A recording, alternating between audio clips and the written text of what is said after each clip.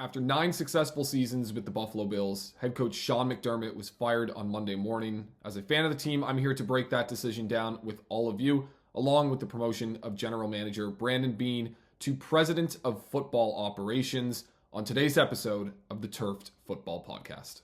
4-3. Blue 58! Blue 58!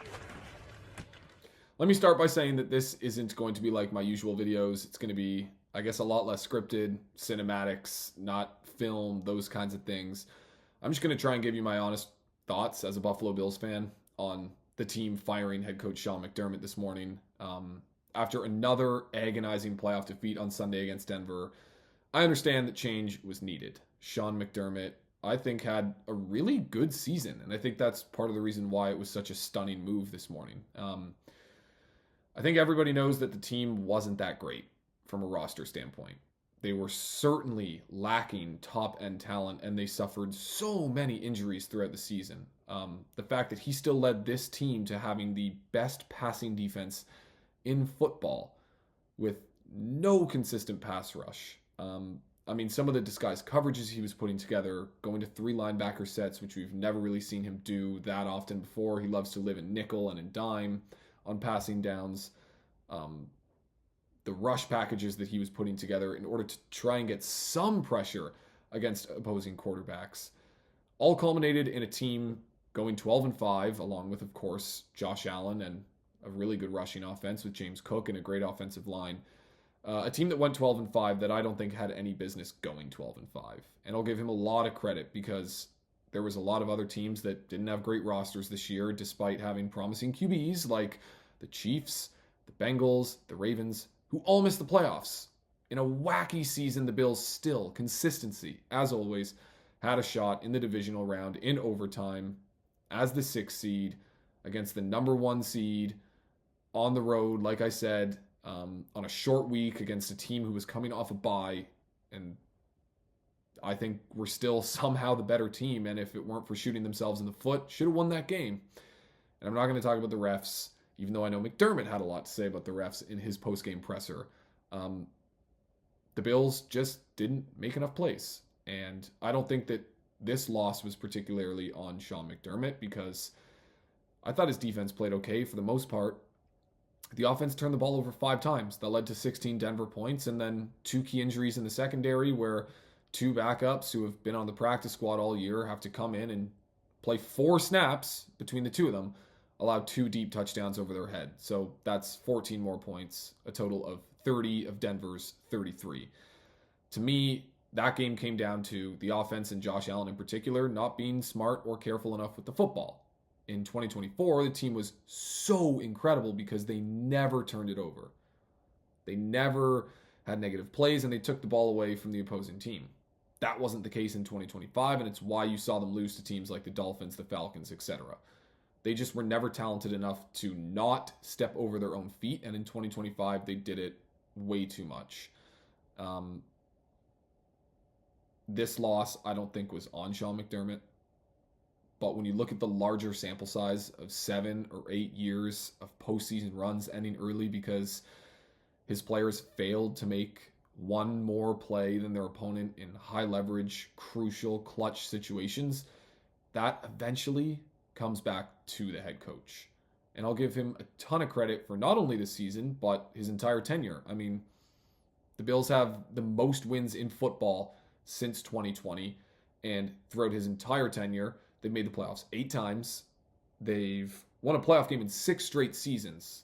They're just the 4th team ever to do that in NFL history. They have the most points scored in the NFL since 2020, least amount of points allowed against.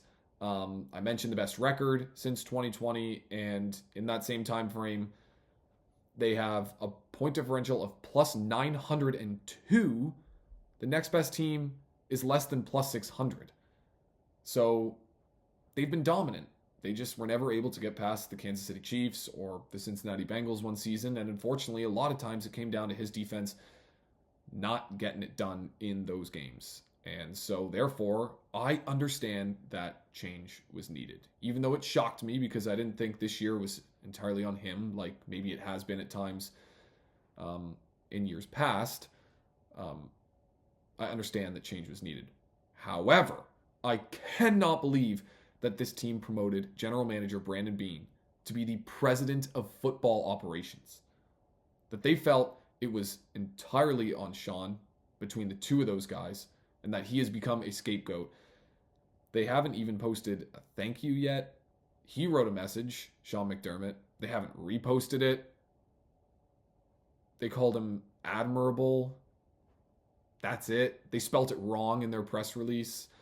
It's just really frustrating to see that I guess he's sort of been thrown to the wayside no more than 48 hours after this latest playoff loss, when he was making the most of some really underwhelming rosters that Brandon Beane has put together. I mean, he hasn't made a super significant splashy move since trading for Stephon Diggs in 2020, which was great. But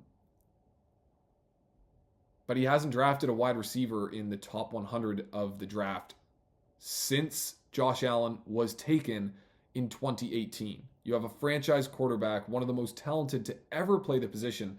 And outside of that trade for Stephon Diggs, who's now been gone for 2 seasons, going on 3 this year, have made no significant move to add or upgrade at wide receiver. Ever. In terms of a pass rush, he's taken 1,000 swings and none have hit quite as much as you'd like them to. First round of 2019, he goes for Ed Oliver, defensive tackle. He flashes. He's had some great seasons, 9.5 sacks a couple years ago, earned himself a big payday, but he's injured and he's inconsistent. In 2020, second round, AJ Epinesa. He's a rotational pass rusher now with an expiring contract, and I'm not sure he's going to be back in Buffalo. 2021, you go back-to-back in the first and the second round. Greg Rousseau, elite run defender. Sets a firm edge. Love that about him. But he's far from a pass rush specialist. Far from it. Second round, you go Boogie Basham. 4.5 career sacks. He's barely in the league anymore. So you set out to get a better pass rush because you felt like that wouldn't get you over the hump against Kansas City. Make all those draft picks. None have worked out quite like you've wanted them to. So out of desperation, you go and you sign Von Miller to a 6-year, $120 million contract. Could Beane have predicted? Is it Beane's fault that he tore his ACL 9 games into his tenure with the Bills or whatever it was? No. But he was a 32-year-old who had previously torn his ACL in his football career. His best football was likely already behind him, even though he came out guns a-blazing with a ton of sacks in his first 9 games. You signed him to a 6-year, $120 million contract that they are still eating today while he plays for the Washington Commanders and eventually the Canton's Pro Football Hall of Fame. So that didn't work. This year you signed Joey Bosa to a 1-year, $12 million contract. He gets to the playoffs somewhat healthy for the first time really in his career, it feels like, and he does nothing. Admits to being terrible against the Jacksonville Jaguars. In the 2 playoff games, he recorded just 1 QB hit, no sacks. Brandon Beane went into this offseason after the Bills lost again in the AFC Championship with a 4th quarter lead last year. Sure, maybe that's on Sean McDermott. But he goes into the offseason and he starts it with free agency. And he overhauls his defense by adding Joey Bosa, as I mentioned, Michael Hoyt, and Larry Ogunjobi. Those are the 3 big-ticket guys. I told you how things went with Joey Bosa. They were okay during the regular season, but you signed him for the playoffs and he didn't do anything. Right after you sign Michael Hoyt and Larry Ogunjobi, they get slapped with 6-game suspensions each that he knew about. So you start the season down 2. Then Mike Hoyt comes. He plays 6 quarters, tears his Achilles, season's over. Larry Ogunjobi, he only played 10 games because he was a healthy scratch a lot, including the first Bills playoff game.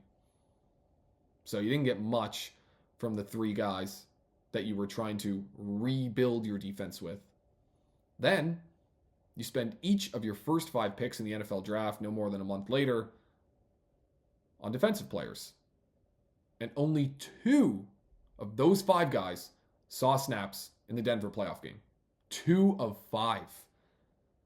I know there was injuries, but 2 of 5? One of them was benched.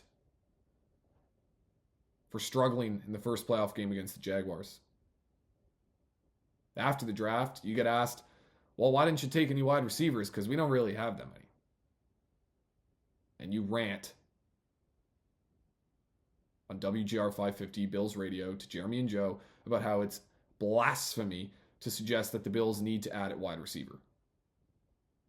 Because they score 30 points a game and Josh Allen will figure it out. He's fine. Well, what were the two downfalls of this team in the playoffs? Sure, turnovers, mistakes, costly at that, by the franchise quarterback that you probably can't blame on the receivers, but Brandon Cooks and Mecole Hardman are your 1 and your 2? Not good enough. Just not good enough. The wide receiver room was abysmal. You neglected adding to it at the trade deadline. Neglected adding anyone or anything at the trade deadline, despite seeing that there was an opportunity against a weaker than usual AFC. No Mahomes, no Burrow, no Lamar Jackson. And he did nothing. Nothing. And the defense had nobody by the end of that playoff game against Denver. And yet they still put on a great performance in the wild card round against Jacksonville. And I think a better performance against Denver than most people think because the offense screwed them so much. And maybe, just maybe, the offense struggled in so many games this year and were so inconsistent because they didn't have any wide receivers, even though they had Josh Allen and a fantastic rushing attack with a great offensive line and James Cook. And a great stable of tight ends. Give them credit for that. Best receiver on the team was Dalton Kincaid, and he barely was on the field. Always injured. But there were no upgrades because it would have hurt Brandon Beane's ego to upgrade at wide receiver after having said they didn't need to do it and being adamant about it. And by the end, Brandon Cooks and Mecole Hardman, credit to Cooks for sure, for as good as he played.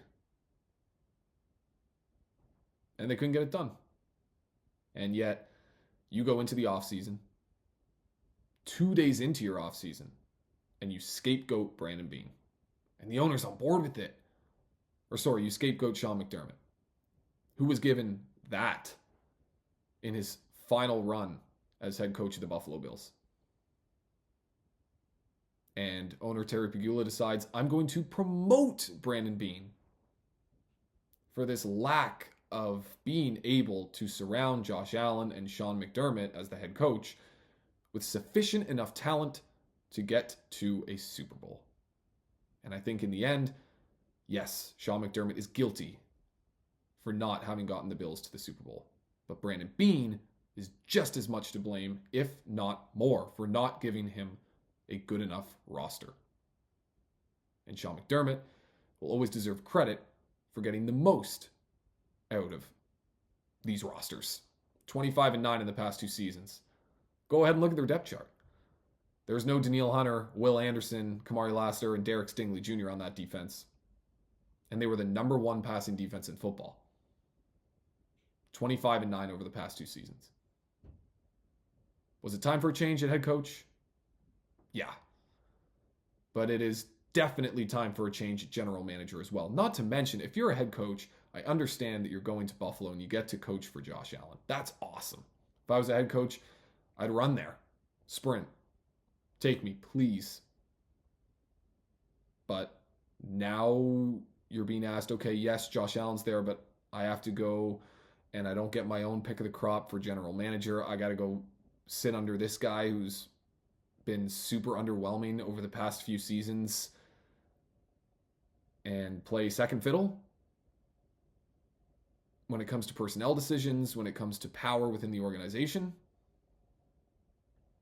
I think the timing's weird as well because let's say you fire McDermott after last season.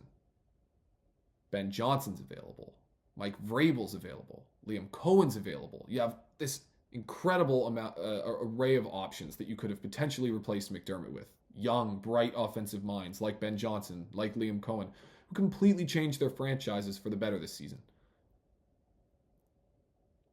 I don't know who that's going to be in this head coaching cycle. I don't know who in this coaching cycle is going to provide a better option day one than Sean McDermott. And I get the complacency side of things.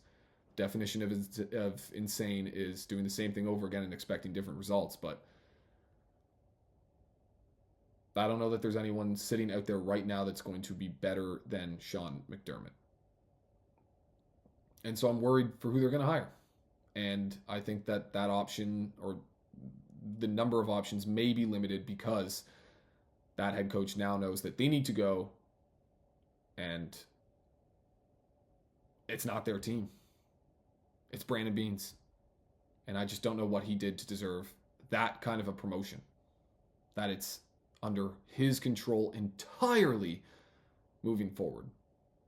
So I'm not upset that the Buffalo Bills decided to make a change. At the end of the day, Sean McDermott is a defensive head coach who I think has done some really good things. Overall, seems to be a great guy.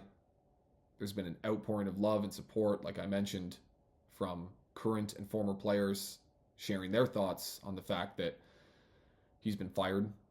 They don't seem happy about it. But his defense failed in the playoffs time and time again. And so I understand why the Bills decided to make a change. But McBeane has been a package deal for so long. And the fact that McDermott has pretty much just been called or been scapegoated for this team not reaching a Super Bowl, when Brandon Beane is equally, if not more, to blame for putting out a crappy roster for the most part, year after year, especially over the past couple of seasons. And he hangs his hat on, we have good receivers and we need to build the defense. And then he does a terrible job of rebuilding the defense. And the team has the worst wide receiver group in the league. And it leads to multiple losses and inconsistency with the offense. I don't understand how that culminates in, here's a promotion. So it sucks. I was born in 2001. It took me until grade 11, 2017, to finally see the Bills reach the playoffs. And Sean McDermott was at the forefront of changing the culture, bringing the Bills back to relevancy, back to primetime, back to people giving a shit about them, which I had never seen in my life. So I wanted to see him be the coach that got them over the hump, won them the Super Bowl. I wanted to see Brandon Beane be a part of that too, and maybe he still will be, but I think for me, it was either they did it together, or when one got fired, the other got fired with him. And that did not happen today. So, go Bills. I hope Beane has quite the vision. There's a lot of pressure on him now. They got to nail the right hire. At least you knew Sean McDermott was going to get you a chance every year. Josh Allen helps with that. But who's to say a lot of players decide, I don't want to come back. And all of a sudden, just like the Ravens and the Bengals and the Chiefs, next year as Josh Allen turns 30, it's another not so great roster. You got a new head coach who either isn't much better than Sean McDermott or has never been a head coach before, no matter how great their offensive scheme is, and they miss the playoffs. And you're back to step one. And Josh Allen's another year older. So, anyways, I've now ranted on for almost 20 minutes. Bills fans, one day we'll see a Super Bowl. I was hoping it would be with Sean McDermott. I understand now that it won't be, which sucks. I'm somewhat excited for change, I guess, to see who they're going to hire, who they're going to interview. Let's hope it works out. That's it for me today. Go Bills. And I hope Sean lands on his feet. If I were a rebuilder, I'd call him in a heartbeat. So, thanks for tuning in. Like, subscribe, watch the rest of my videos if you enjoyed this one today. They're usually a lot different than this, but this was cool, and I really enjoyed doing this, and appreciate everyone who watched. So, go Bills. 3-4-3. Blue 58! Blue 58!